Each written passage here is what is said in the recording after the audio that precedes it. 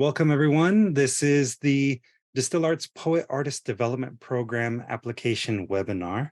I'd like to first say, thank you for those of you that logged in, that RSVP'd early, and are very interested in learning more. This is the second time that we're offering this opportunity to our community in this format. And I hope that this ends up being useful for anyone who is obviously in attendance today or who ends up watching this afterwards in preparation for the application to our program. To kind of briefly introduce myself, my name is Antonio Pichardo. I'm the founder and executive director of DSTL Arts. DSTL Arts, or DSTL Arts as I call it, is a nonprofit arts mentorship organization that inspires, teaches, and hires emerging artists from underserved communities. The slide deck, like I said, is available to download off of our website right now at this moment. So you can go there now, you can download it and follow along, or you can just simply follow along here on the screen. If at any point during the presentation you have any questions, please feel free to raise your hands. I'm more than happy to answer questions as we go. However, there will be also a Q&A section at the very end that'll allow you an opportunity to ask questions if you have any that come up, say after I go over all the information. Also, the narrative questions that I'll be referencing in this particular presentation are also available to download off of our website right now. So you're more than welcome to go do that as we speak. All right, let's get this show going. So again, DSTL Arts is a nonprofit arts mentorship organization. We've been around since 2012, technically. That's when I started the organization after attending CalArts, actually. And really, to maybe give you some insight into why I started it, I started DSTL Arts because in my experience as an artist, especially as an artist of color, I had no idea how to go about turning this into a career. That wasn't taught to me in school. That wasn't something that within my own family or within my own community, I really felt supported in doing. However, I knew that it was possible. I knew somewhere deep inside of me that we as artists, as a community, are able to make a living doing this. So the main purpose of DSTL Arts is to serve emerging artists of all ages and abilities, and really to nurture your existing skills. There are no skills that are, like missing in your life in order for you to become an artist. There are maybe some tools that you can develop.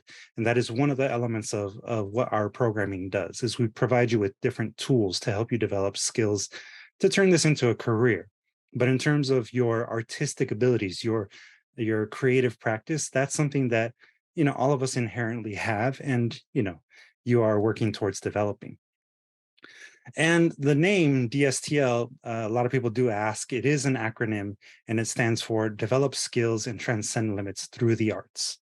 Again, this is really primarily about developing the skills that you already have. You bring a lot to the table as a creator, as an artist. Our job here at DSTL Arts is to help you develop those skills, to hone them into something that you can turn into a marketable skill for a future career. Our programs, aside from the one that you're here for today, include our Conchas y Café Bilingual Community Writing Workshop Series. It's a 12-week series that we offer 3 times a year. It culminates every 12 weeks with the publishing of a triennial zine called Conchas y Café Zine. It is a bilingual program. We offer it in both English and Spanish. But of course, anyone who is monolingual or speaks anything other than English or Spanish is also welcome to participate. Art Block Zine is an annual publication that we produce that features the work of emerging artists, writers, photographers, comic book artists, all of that, who are residents of LA County. And it is also a monthly podcast where we feature, again, the artists who live in LA County, who inspire us, who kind of have our vision of creating a love letter to LA, for better or for worse. And then there's also Artistic Zine, which is our youngest zine in our publication history. It is an annual publication that exclusively features the work of autistic artists, or artists with a U, as we call them. And this one is particularly open to any neurodivergent artist who is living in the entire United States. So, as an additional resource, as an additional platform to celebrate the work of those artists, we have Artistic Zine. But again, those of you that are joining in today are here for the Poet Artist Development Program. So, we'll talk a little bit more about it as we go on. And again, if you have any questions about our programs at any point, you can obviously raise your hand, or you can also go visit our website at distillarts.org. This is what the homepage looks like, and this is maybe going to be something that you'll be referencing in the coming week or so as you prepare for your application to our program, the Poet Artist Development Program, the main reason why you're here tonight. The objective and the goals are as follows. The program itself is really designed to support emerging poet artists from historically marginalized communities as you develop new and existing skills in your preferred artistic medium. As a literary arts organization, we primarily focus on the written word and other forms of storytelling, which do also include visual storytelling. That said, that doesn't mean that any, like, say, painter or digital artist is restricted from applying to our program. Those skills are also valuable and are also skills that we can work with.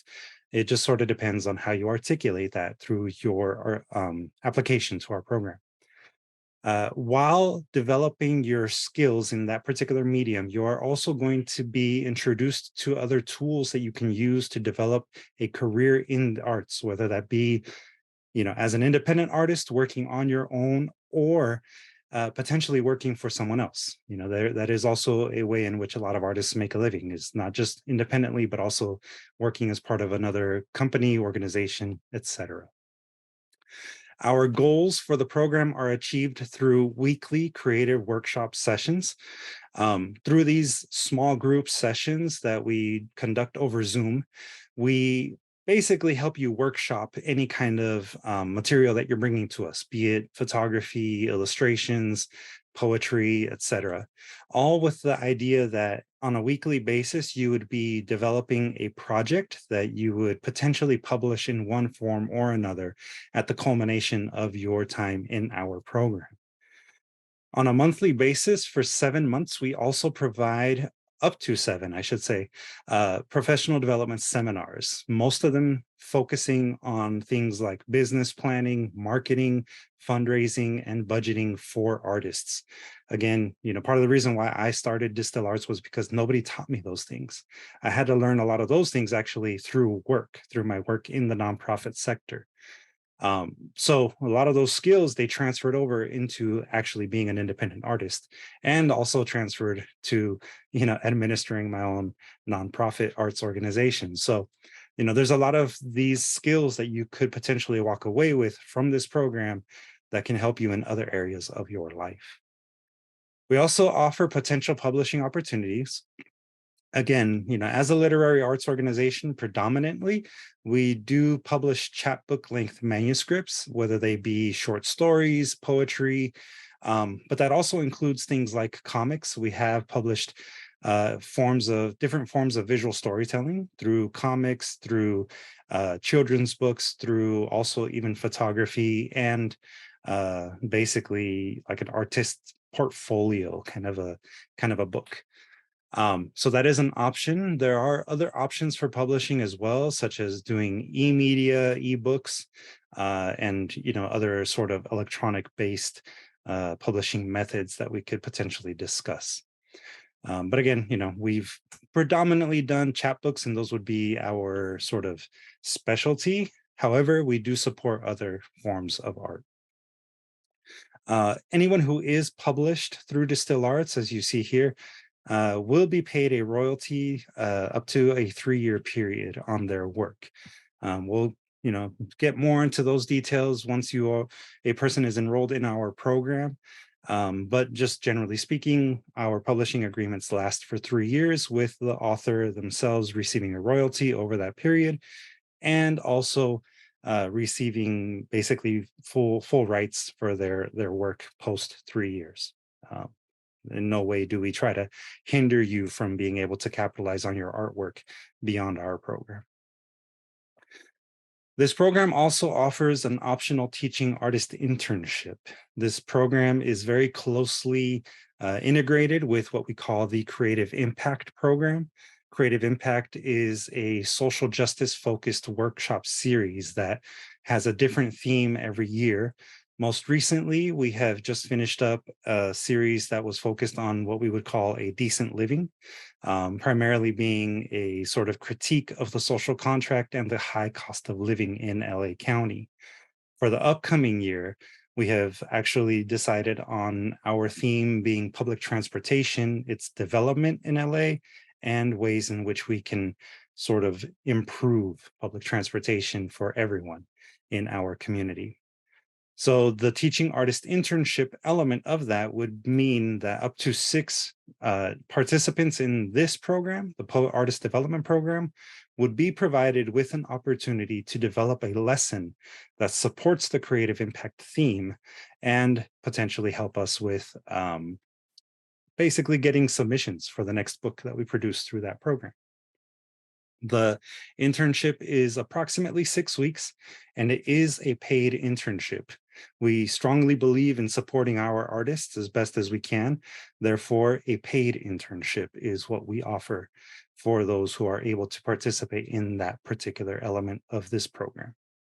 The way that we define an emerging poet artist is as such: a practicing poet artist with less than 5 years of experience either exhibiting artwork and or less than 10 publishing credits. Um, the definition, generally speaking, can be kind of fluid. Depends on who you're talking to, what defines an emerging artist. However, that is generally how we define it. There are other application criteria that we try to emphasize when looking at applications for our program.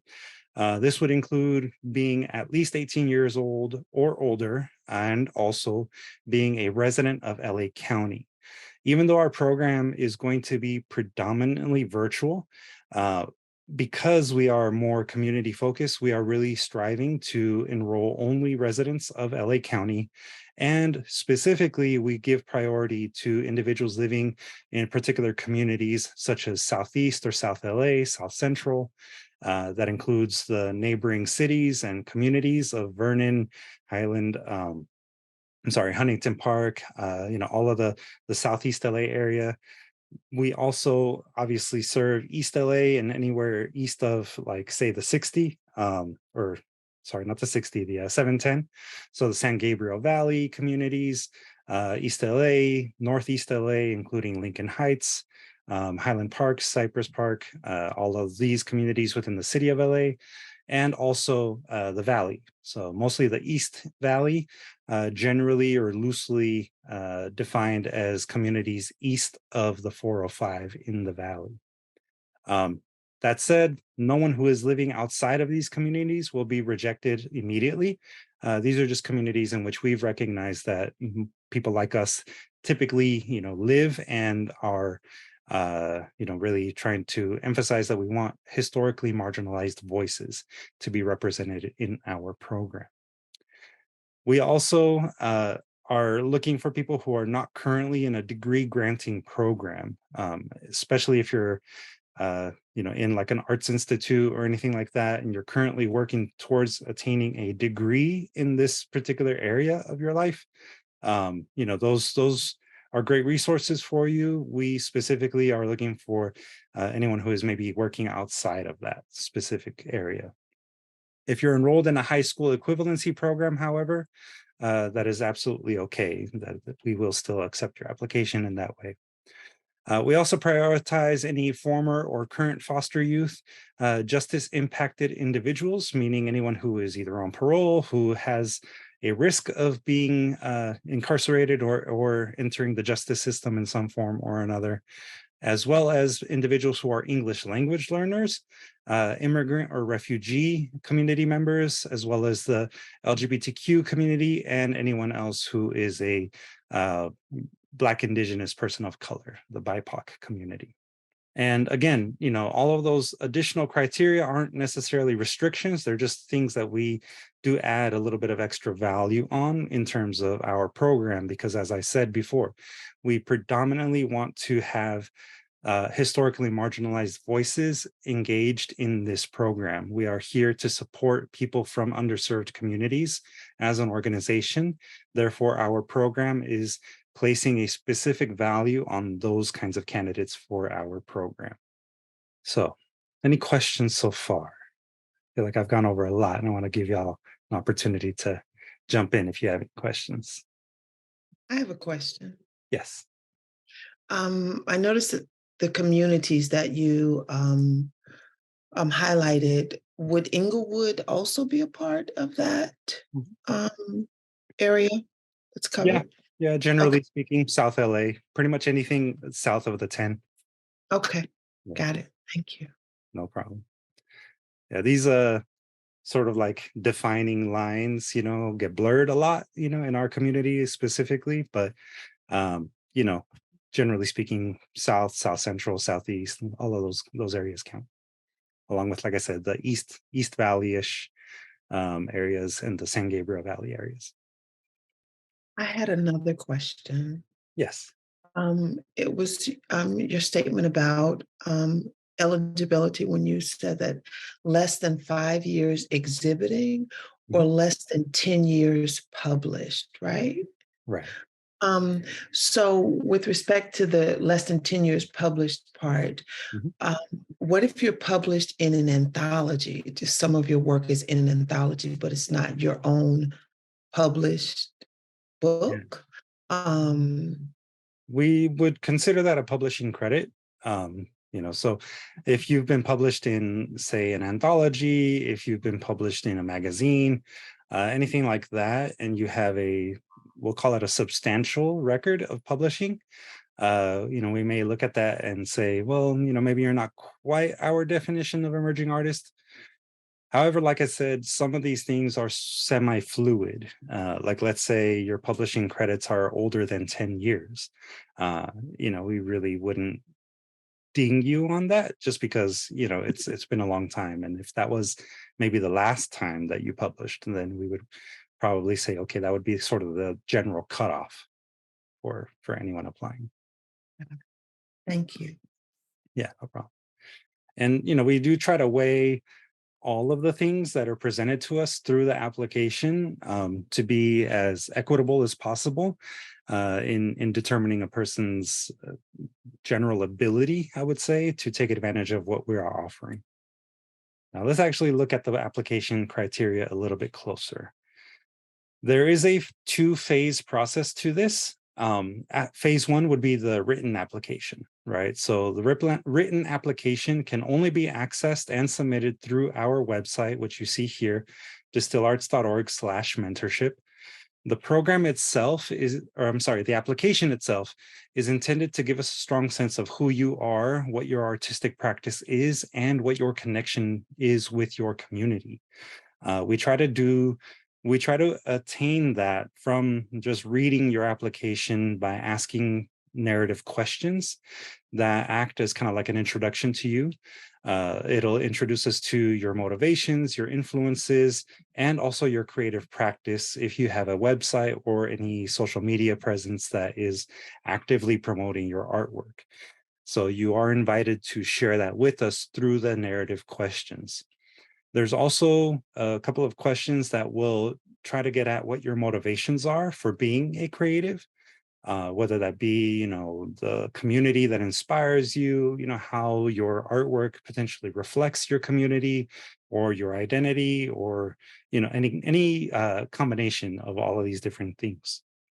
There's also the opportunity for you to submit a portfolio of work, up to 4 pieces that sort of give us a sense of what your style is in terms of your art, maybe what your influences are, and what your ideas are for representation through your artwork. These are things that are kind of open to your interpretation, but generally speaking, we want to really be able to see or get a sense of how your practice is developed over time. There's also a project proposal element that we will be asking of you. Uh, Again, we are predominantly a literary arts organization, but that doesn't mean that we don't work with visual artists. Anything that is kind of within the visual or literary storytelling kind of vein, we would still consider as a project that you could potentially complete through our program as a way to help define storytelling for our applicants. We're essentially asking you to think of it as a chapbook length project, which could be anywhere from like 30 to 60 pages equivalent.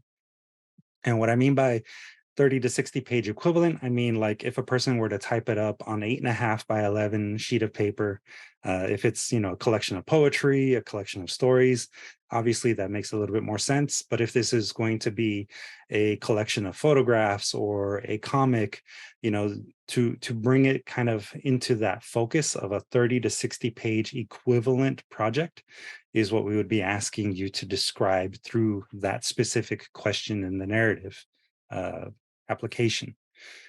This is also something that should be realistically completed within a 10 to 12 month period. Basically, from the moment that you are enrolled in our program until a year from now, would you be able to complete this project and confidently say, I'm ready to submit a manuscript to be published, or however that might end up looking based on what medium you're working in. It also helps for at least the purpose of defining your project to have a strong sense of theme, something that will center your work as you try to describe it to us. That would probably make your proposal easier to articulate, especially given the word count that we're providing you with. Again, the application narrative questions, those can be downloaded right now off of our website at distillarts.org/mentorship. And that is also the website where you will go to gain access to the submission portal, which is based on the submittable platform. So if you have a submittable account, you just log in and then you're good to go.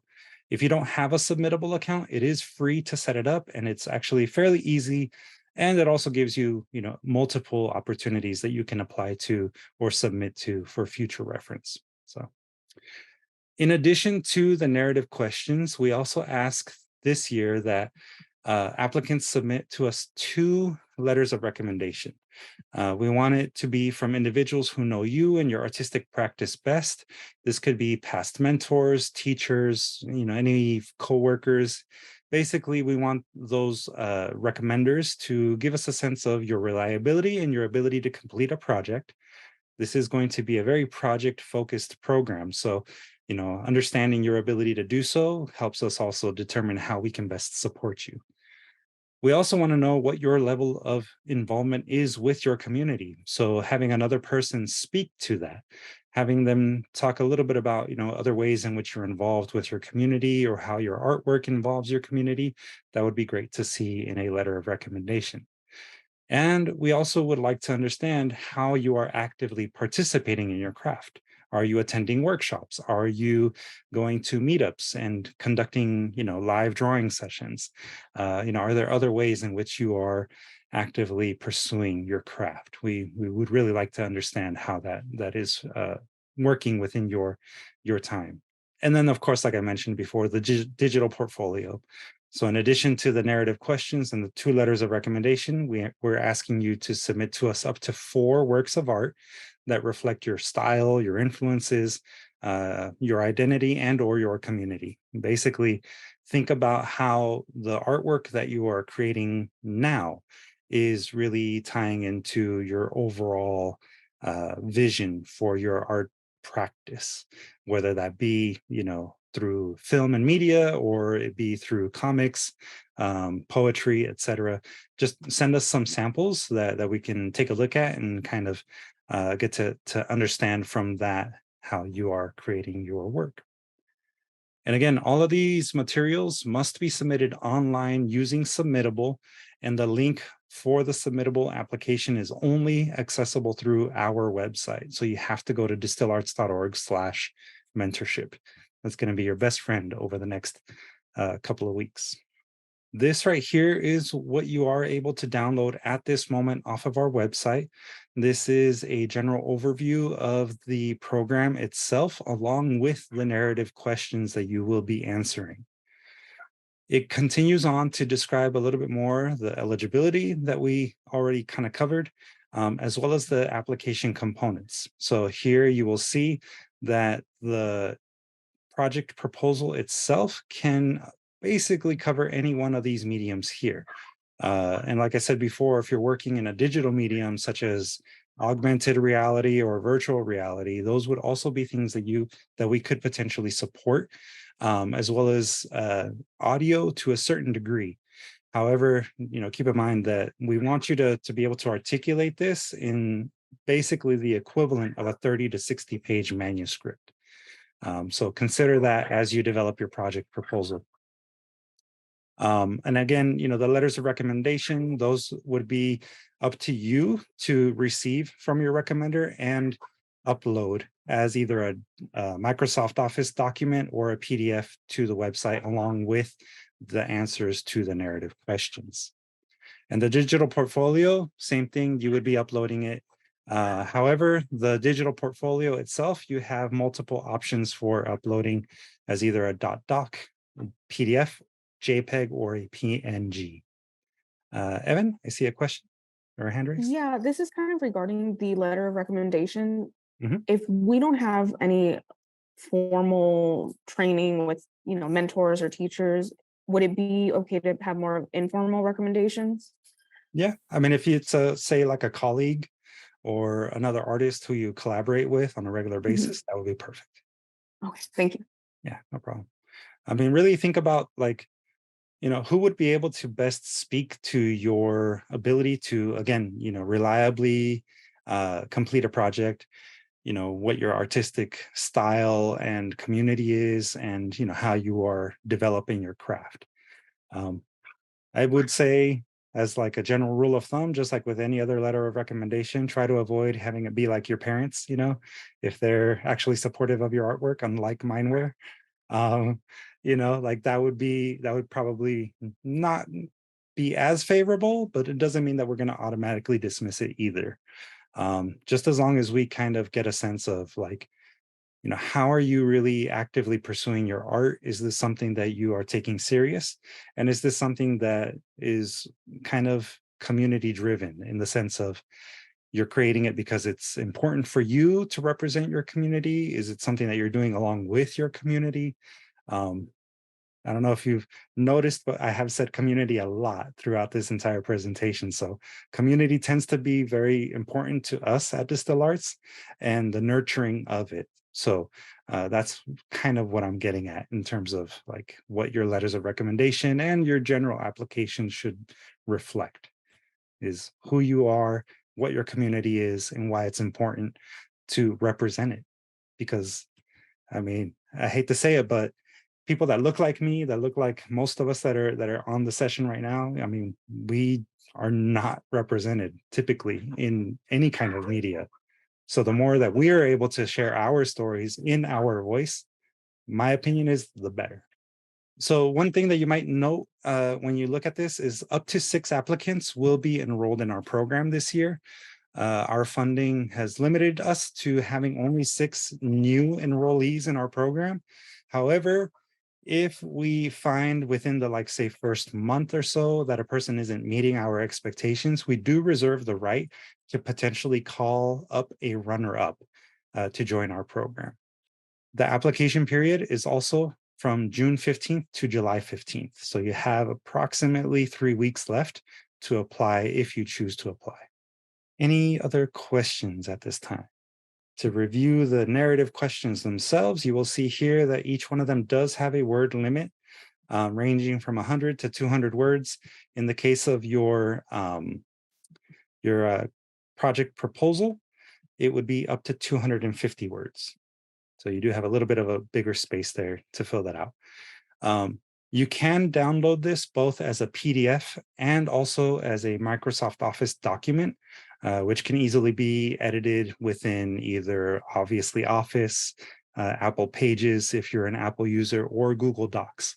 So you can actually have this and then just convert it back into a PDF or a doc after completing the questions themselves, and you can upload that to our portal later. But you would be able to download the master template, we'll call it, on our website now at distillarts.org/mentorship. The questions, as you can see here, include: what motivates you in your creative practice? Where do you draw inspiration from? How do you involve and or represent your community through your art? How do you envision the community engaging in art with you? We also would like to understand your experience being either mentored or taught in a various capacities. We just wanted to, we want to understand if like the impact that a particular experience had on you. And then there's obviously the opportunity here to share with us any website that you might have or dedicated social media sites for your particular art. When it comes to the proposal itself, I'm sorry, actually, this is the question about your past experience executing a creative project. So we'd like to understand, what approach have you taken with past projects that you've worked on? What tools or techniques did you use to help you plan, to help you execute it? Were you able to execute it? If not, what was maybe one of the challenges that you had? How did you overcome those challenges as you faced them? So that's kind of like more speaking to your ability to complete a project. And then the proposal itself is here. So the proposal is 150 words. So I misspoke earlier, but the proposal itself should be fairly cohesive. And like I said, it helps to center your proposal on a theme. If there's a specific theme that you would want to focus on over the course of the year as you develop your artwork, I think that would greatly help you define what your goal is for your project. Is this something that you have already started? And if so, how far along are you? And also, how does this project reflect the community or the communities that you identify with?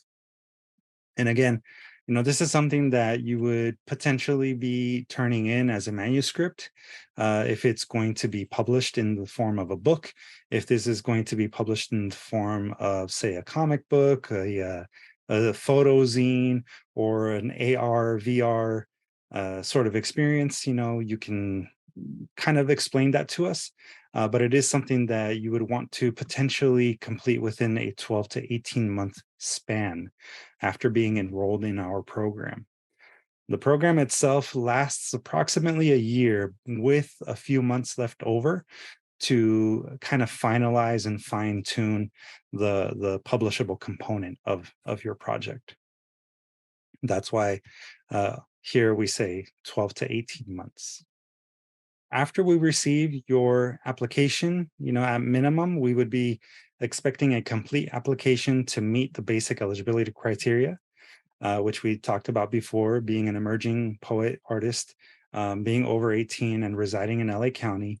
If there are other eligibility things that we are, introduced to through the application, we will assess those a little bit more during an actual interview that we'll conduct with an applicant.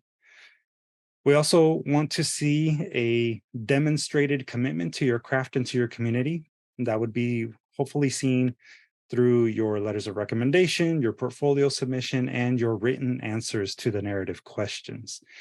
We want to understand your story and, again, your connection with your community, your self-identified communities. And we also are definitely looking for a sufficiently detailed outline of a project that seems feasible, something that can be completed within approximately a year. And as I mentioned, selected applicants will be invited to a panel interview with the Distill Arts staff, which includes me, Angelica Castañeda, our program coordinator, and Abraham Jaramillo, our master teaching artist.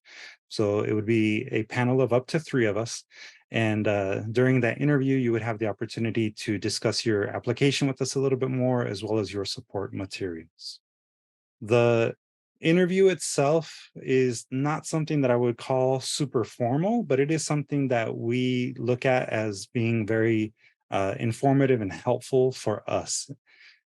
We recognize that everyone has a lot of great talent and a lot of potential, And, because unfortunately our resources are limited and we're only able to enroll 6 people, we want to just give everyone a fair opportunity to tell us their story in better detail than what maybe the completed application, written application might not be able to articulate.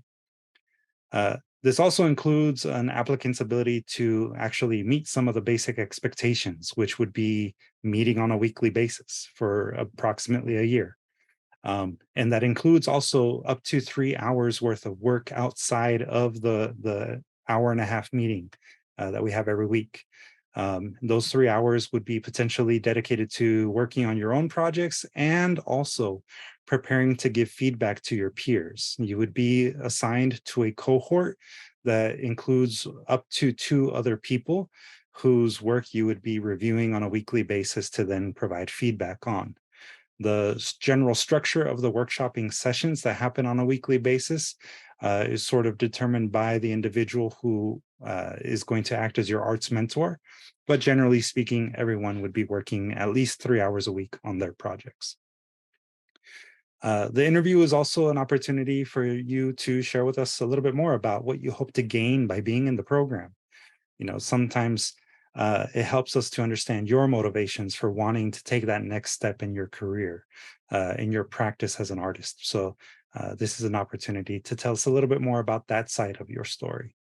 And it also gives us a sense of how we can better support you if you are ultimately invited to be a mentee in the mentorship program. And this is also a way for us to maybe gain a little bit more clarity on something that maybe we were left wondering about in terms of the written application. We recognize that not everyone has writing as a strong suit, so we want to give everyone a fair opportunity to be able to articulate as best as they can what their goals are, what their vision is for their artwork, and how they hope to involve either their community or a community in their artwork, vice versa. So that's the whole purpose behind the second phase. We do have a general scoring rubric that we follow. If it helps, these would be the 3 levels of scoring that we kind of use as we go through the applications. Needs improvement would generally be a vague application, perhaps not even a complete application. Adequately or moderately scored applications would adequately demonstrate some level of commitment to an artistic practice and a general vision for art and their community. And it states why the arts matter to them, and that's different. That is significantly different in our eyes when it comes to excellent. In an excellent application, you would illustrate for us why the arts matter. In other words, show us, don't tell us. Really try to demonstrate for us through your application and through your interview, why the arts matter to you as an individual, as an artist. We're looking for definitely a strong commitment to your artistic practice and, basically a drive. We want to see people who are really self-motivated to be a practicing artist for the rest of their life. When it comes to the proposal itself, we want to see something that is largely defined and it has a strong sense of theme and that is realistically feasible. That said, some people may have some of those elements already in their project proposals. If it's something that is feasible within, say, a 2-year period, that is still something that we would consider. However, for the needs improvement section, we're definitely talking about something that is not very defined, doesn't really have a strong sense of theme, and would be something that would likely need more development that could range anywhere from 2 to 3 years. So that should hopefully give you a sense of why I keep reiterating, focus on a theme. As you're developing your project proposal, try and center your work around a theme that is easy to articulate in terms of what you hope to accomplish by completing an artistic project. The interview itself will be scored more or less along the same ways of needs improvement, moderate, and excellent. And generally speaking, An excellent interview is really going to just reiterate what we already saw in the application, or really reinforce some of the things that we were looking for in the application to begin with that maybe weren't, articulated fully through the writing. Um, Something that would be considered moderate is going to reiterate some elements, maybe not necessarily be fully clear yet in terms of what the goals are. But again, that does not necessarily mean that we would not consider an applicant whose application is moderate. It really comes down to whether or not an individual can show us that they have the drive and ability to meet our general expectations for being in the program. And needs improvement, again, would be someone that maybe isn't clear about why they're applying. They're maybe applying only to just apply. Um, in which case, we would obviously invite them to continue on in other programs that DSTL Arts offers as they develop some of the other sort of general concepts or ideas of what they want to accomplish with their artwork. It's also going to come down to, in some cases, whether or not the time commitment works for them. The application timeline is as follows. Again, the application deadline is July 15th at 11:59 p.m. Pacific Standard Time. I strongly recommend that you avoid waiting until the very last minute. I've had people try and apply at 11:59 p.m. only to be locked out of the application. So please apply early, and just know that this is the very last moment that you have to submit your application and all materials. We will begin reviewing applications as early as June 30th. So if a person gets their application in early, we will have more of an opportunity to review the work that is submitted to us, although we will be going all the way up until July 22nd and extending interview time slots to applicants all the way up until then. The actual interviews themselves will take place between July 24th and July 28th during that week, and they will be arranged individually. Most of the interviews will take place anywhere between 3 p.m. and 6 p.m., probably not lasting any longer than an hour. For those who are selected and invited to fully enroll in the program, they will be attending an orientation on Wednesday, August 2nd at 6:30 p.m. And they will be provided with access to a dedicated Google Classroom where we will be posting future updates about the program, the links for our Zoom sessions, and also other resources as they come up.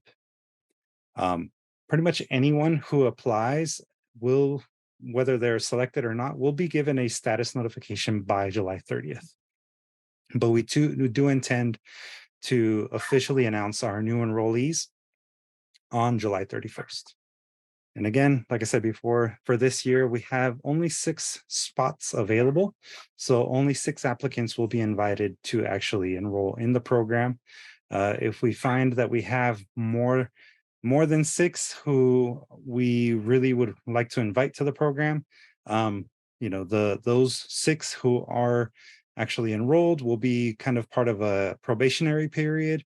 If they're unable to meet some of the the expectations that we set out in the orientation during that first month, then some of the runners up might be invited to enroll as well. We do reserve that potentiality.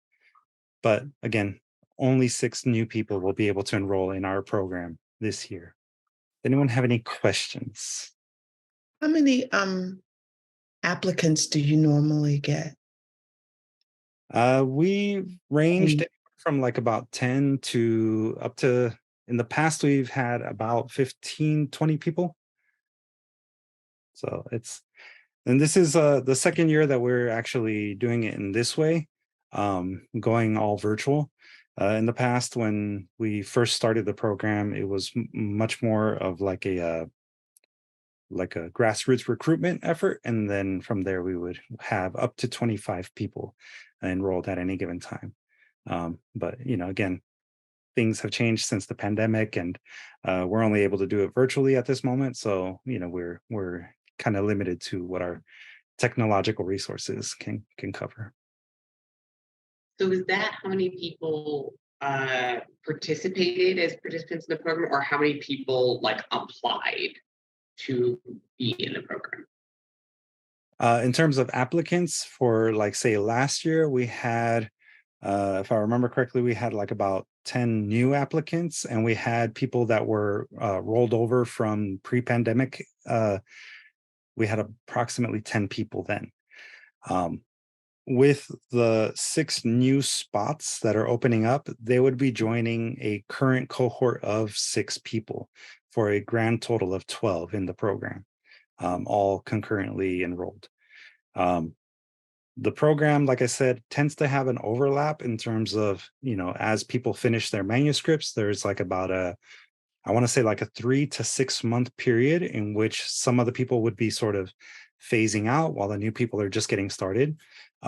So that's sort of where the like 12 to 16 months, kind of 18 months window kind of applies that I mentioned earlier.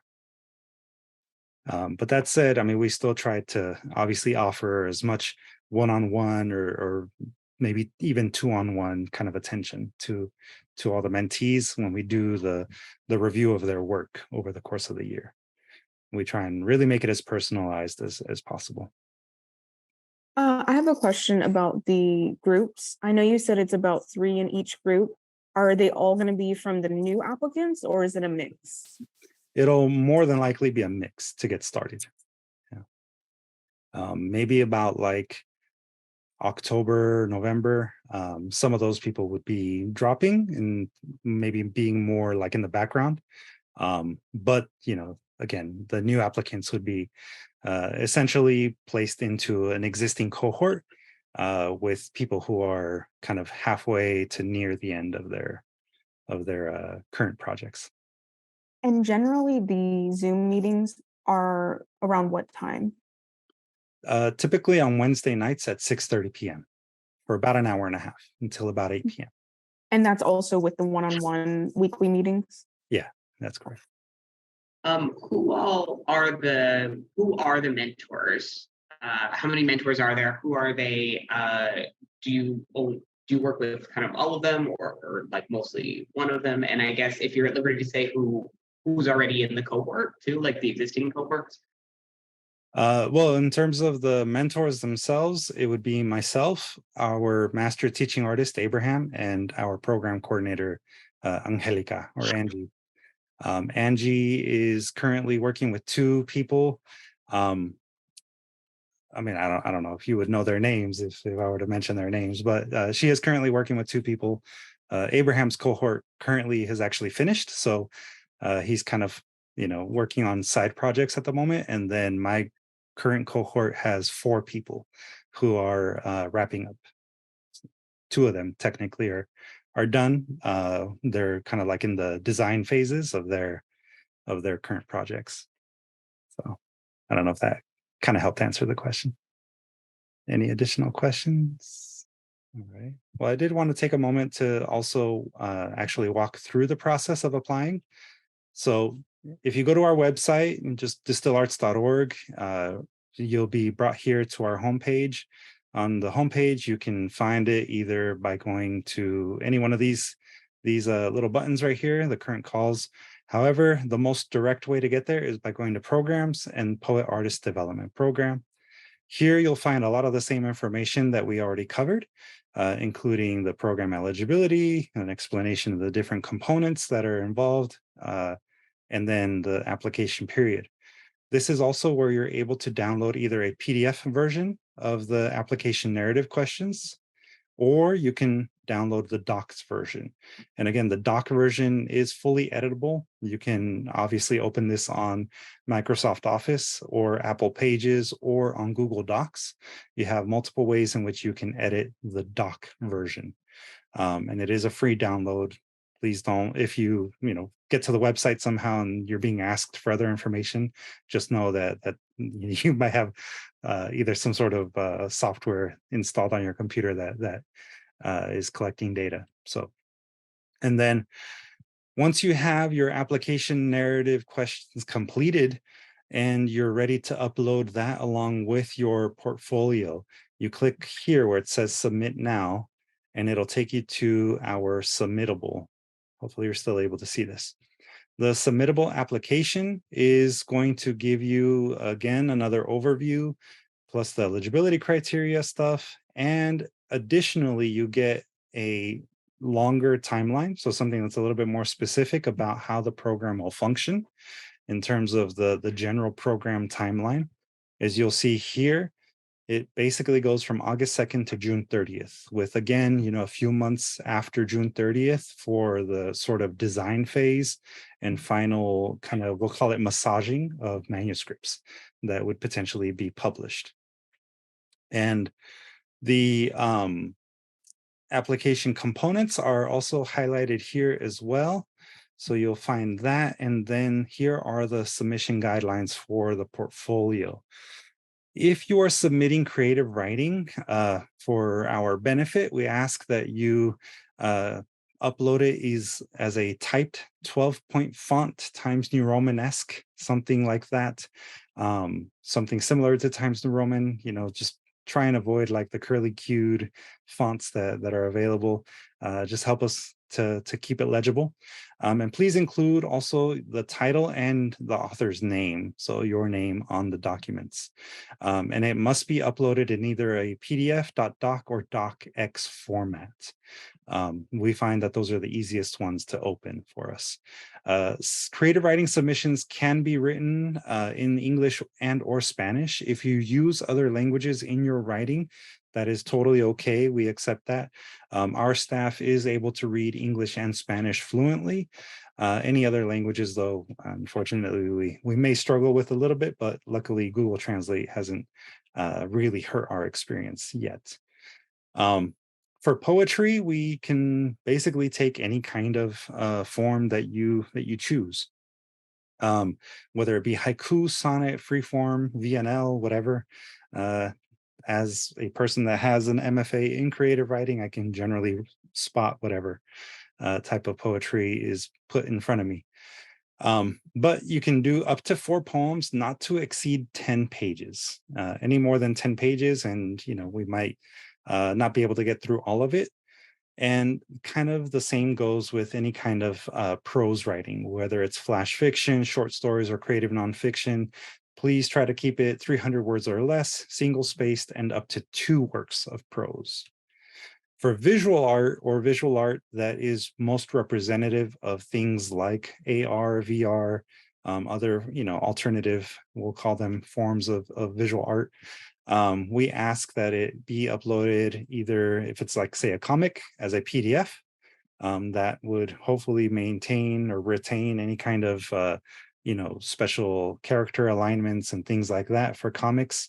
If it's a comic, you can do up to 4 pages with a grand total of 8 pages for 2 4-page comics.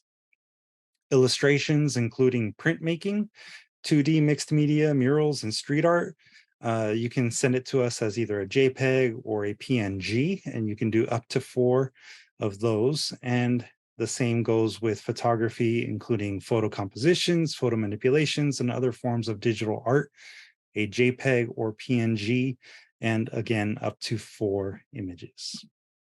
And that's generally the same whether you're doing a mix of illustrations and or photography. You're limited to just 4. So it could be like 2 and 2, or 1 and 3, or however you decide to arrange your portfolio. Once you are signed in to your submittable account, as seen here on this particular tab, once you're signed in, after putting in your information, you have the opportunity to provide to us your artist name. So if you use a pen name or an artist name that is different from your given name, that's where you will add it here. And if you prefer, that's what we'll call you while you're in the program. Also, just so that we can kind of get to know what we're looking for, you can check off all of the different art practices that you practice right here on this section. The first upload section right here is where you would add your narrative questions and the letters of recommendation. Again, the narrative questions includes your proposal. So, make sure that you download those narrative questions from our website and complete them. You can do them on a separate document if you prefer, rather than working with the document that is downloadable. However, it all should be together. The narrative questions plus the proposal, and then the letters of recommendation go here as well. And again, you can add up to 4 files. If for some reason you need more than just the 1 or 2 for the letters of recommendation and the narrative questions. And then just below that is the space for the portfolio. So again, up to 4 files may be attached, and this is going to depend on what kind of portfolio you are submitting. Again, depending on what you're submitting, it would be either a JPEG, PNG, .doc, docx, or PDF. And then there's always the final little question that lets us know, how did you find out about the program? So you can check off whichever one applies to you there. And when you check on, I agree with terms of use, that is something that you might know up here when looking at the criteria. The terms of use generally are for all of our programs, whether that be submitting to Art Blog Zine, Artistic Zine, or Conchas y Café, and obviously this program as well. If your work is found to be plagiarized, or if it is found to be created using artificial intelligence, then we do reserve the right to actually outright reject the application. So just keep that in mind by clicking on that last little button down here that says, I agree with terms of use. You're essentially saying that you are the creator and the owner of your work that is being submitted. And if at any point we find out that that is not the case, then we again reserve the right to outright reject the application and or disenroll any person who falsely presents other persons or artificial intelligence's artwork as their own. The nice thing about having a submittable account, if you don't have one now, is, as I said before, you can actually find other opportunities for submitting your artwork and also for applying for different funding sources. So it is always good to save your login information if you are new to Submittable. For anyone who has used Submittable in the past, then you probably already know the ropes, generally speaking. And you're more than welcome to continue using that same account. No need to create a new account for Submittable. And I hope that that was helpful. And I don't know if I provided you with this information early on, but in the event that you have any questions after today's webinar, you are more than welcome to reach out to us. Our social media is at DSTL Arts, and we're on Twitter, Facebook, Instagram, as well as TikTok. And the website is distillarts.org if you want to learn more about the other programs. But our email addresses for each one of us in the program are listed here on this final slide. It's basically always going to be our first name at distillarts.org. And again, we are available to you if you have any additional questions that, like I said, maybe weren't answered tonight during the webinar. This webinar is being recorded and it will be available up on our website tomorrow, along with the slide deck that we reviewed and with the narrative questions, which, like I said, are already available for you to download. No, it was a lot, but I want to give you one last opportunity. If you have any questions, I'm more than happy to answer them now. I have a question. Yes. Regarding the 4 pieces that we're allowed to upload. So if you're working in 2 different areas, like for me, it would be photography and poetry. Mhm. So does that mean I can submit 4 pieces that have both photography and poetry, or 2 pieces of poetry and 2 photo? Like, what do you Yeah. prefer? That particular field is limited to only 4 items, right? So it could be a combination of, say, 2 PDFs and 2 PNGs, or 2 JPEGs, 3 JPEGs, however it goes. The one thing about creative writing submissions is that you can have up to 10 pages per upload, right? So if it's say a longer epic poem that is 10 pages by itself as one PDF, that would only count as 1 against your total 4 files to be uploaded. I hope that makes sense. And- Regarding this question, if the poetry does have mixed media like incorporated into the piece, Mhm. do you want the text just removed and uploaded just as a text? We would prefer that we see it how you would want it presented. So if it does include photography as part of the poetry, as an example, then that would be just considered one file out of the 4 total files that you can upload in that field. So again, like with creative writing, you have up to 4 potential files, and each individual file can have up to 10 pages of writing. Does that make more sense? Okay, great. Yeah. Yeah. Thank you. Yeah, no problem. If for some reason you do experience any kind of problems uploading, you can always reach out directly to me. I'm the one that administers the back end of Submittable, and I can look into any kind of problems that you might have with uploading files. But generally speaking, we ask that all submitted applications be done only through Submittable. We won't accept applications that are emailed to us. Any final questions? All right. Thank you so much for the information. It's Yeah. really helpful. Yeah, I hope it was. I definitely appreciate you taking the time to RSVP in advance and also to be here tonight. That definitely, is a good sign that we're getting the word out. And I also hope that we're able to be a resource for you at all points through your career, whether that be as an enrollee or as a future participant in one of our other workshops. So thank you, everyone. And again, you do have our email addresses if in case you have any general questions that we could potentially answer for you in preparation for your applications. And I just want to say again one more time that this recording will be uploaded to our website tomorrow.